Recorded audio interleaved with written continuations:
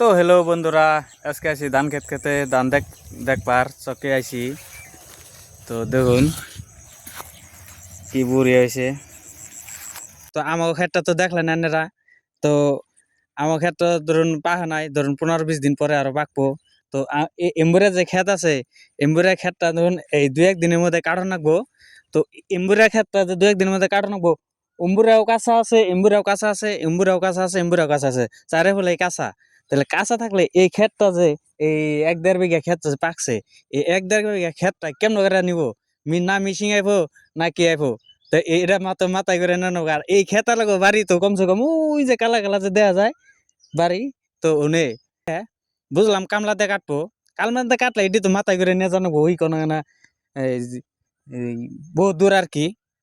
তাহলে এত দূর কেমন করে নিব মানুষে কোন কাইস? তো এই ভিডিওটা মানে আমি দেখাবার নিকে বানাইলাম ধান। তো যারা ধান বুনে তাকে কিরকম কষ্ট হয়,